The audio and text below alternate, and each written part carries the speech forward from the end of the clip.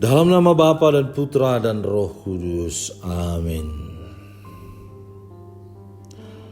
Allah, Bapa kami yang Maha Pengasih dan Penyayang, kami bersyukur atas benih-benih cinta kasih yang telah Engkau tanamkan dalam diri kami. Dan bukalah hati kami untuk dapat mendengarkan sabda-Mu dan merenungkannya. Dan ajarilah kami untuk terus-menerus mengembangkan cinta kasih dalam diri kami, sehingga kami semakin mencintai Engkau dan sesama secara nyata dalam hidup kami. Tuhan bersamamu dan bersama rohmu. Inilah Injil suci menurut Lukas. Dimuliakanlah Tuhan. Dalam bulan yang ke-6, Allah menyuruh malaikat Gabriel pergi ke sebuah kota di Galilea bernama Nazaret kepada seorang perawan yang bertunangan dengan seorang bernama Yusuf dari keluarga Daud. Nama perawan itu Maria. Ketika malaikat itu masuk ke rumah Maria, ia berkata, "Salam, hai engkau yang dikaruniai, Tuhan menyertai engkau." Maria terkejut mendengar perkataan itu, lalu bertanya dalam hatinya, apakah arti salam itu? Kata malaikat itu kepadanya, "Jangan takut hai Maria, sebab engkau beroleh kasih karunia di hadapan Allah. Sesungguhnya engkau akan mengandung dan akan melahirkan seorang anak laki-laki dan hendaklah engkau menamai dia Yesus. Ia akan menjadi besar dan akan disebut anak Allah yang Maha Tinggi. Dan Tuhan Allah akan mengaruniakan kepadanya tahta Daud, bapa leluhurnya. Dan ia akan menjadi raja atas kaum keturunan Yakub sampai selama-lamanya, dan kerajaannya tidak akan berkesudahan." Kata Maria kepada malaikat itu, "Bagaimana hal itu mungkin terjadi karena aku belum bersuami?" Jawab malaikat itu kepadanya, "Roh Kudus akan turun atasmu dan kuasa Allah yang Maha Tinggi akan menaungi engkau. Sebab itu anak yang akan kau lahirkan itu akan disebut kudus anak Allah. Dan sesungguhnya Elisabet sanakmu itu, ia pun sedang mengandung seorang anak laki-laki pada hari tuanya. Dan inilah bulan yang ke-6 bagi dia yang disebut mandul itu. Sebab bagi Allah tidak ada yang mustahil." Kata Maria, "Sesungguhnya aku ini adalah hamba Tuhan, jadilah padaku menurut perkataanmu itu." Lalu malaikat itu meninggalkan dia. Demikianlah sabda Tuhan. Terpujilah Kristus.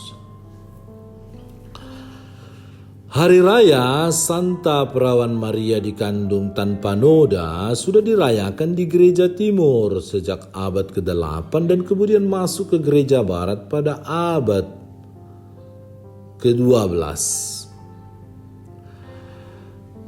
Pada tahun 1854, Paus Pius ke-9 menetapkan ajaran iman tentang Maria yang bebas dari dosa pribadi dan dosa asal. Sejak saat pertama dikandungnya perawan Maria yang amat berbahagia, terlindung bebas dari segala noda kesalahan asal berkat kasih karunia yang seluruhnya istimewa dari pihak Allah yang Maha Kuasa, berdasarkan jasa Kristus Yesus Juru Selamat umat manusia. Perawan Maria tetaplah manusia biasa sama seperti kita.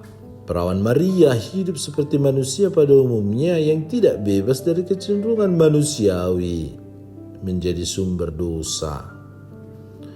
Kecenderungan manusiawi mengarahkan kita semua tanpa terkecuali, termasuk perawan Maria, untuk memilih satu dari dua keputusan utama dalam hidup, yaitu memilih Allah atau memilih diri sendiri.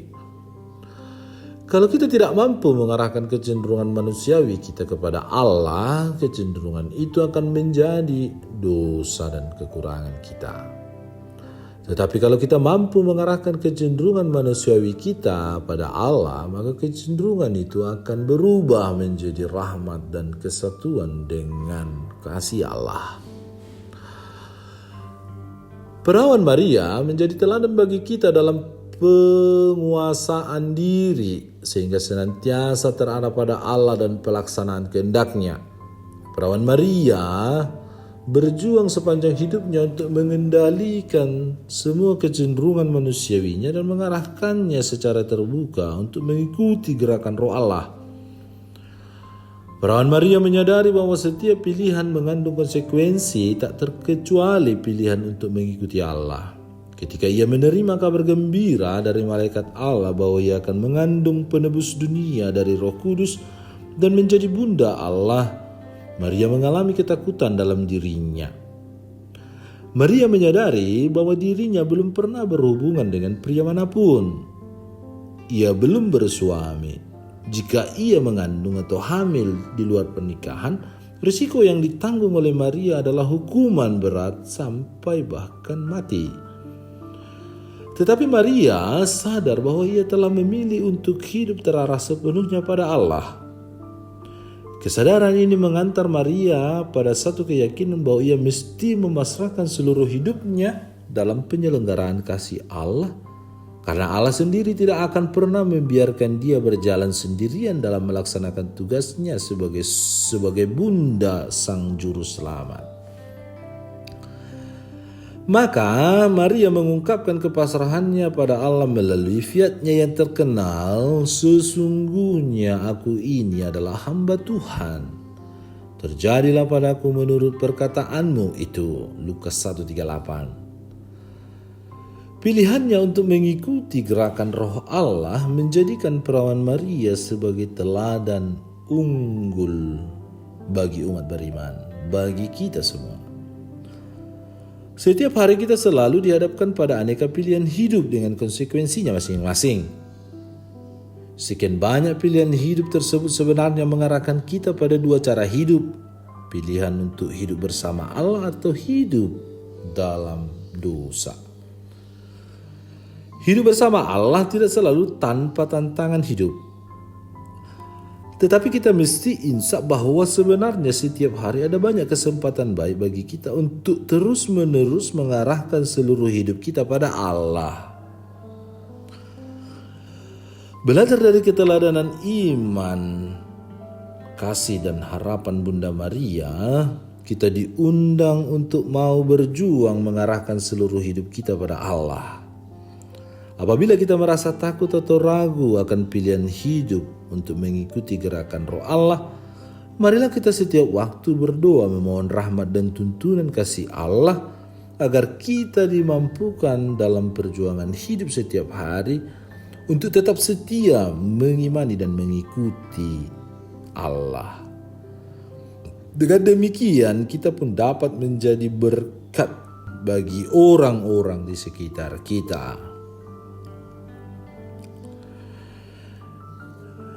Ya Tuhan, kami bersyukur karena besarnya kasih-Mu membuat kami terlepas dari penderitaan kami selama ini. Kami mohon Tuhan, ajarilah kami untuk melayani Engkau dengan tindakan hidup nyata kami sehari-hari bagi semua. Demi Kristus Tuhan dan pengantara kami. Amin. Allah Bapa kami, penuntun kehidupan, Engkau telah menuntun Abraham menuju tanah terjanji. Engkau juga menuntun bangsa Israel menuju tanah Yerusalem melalui tangan Musa.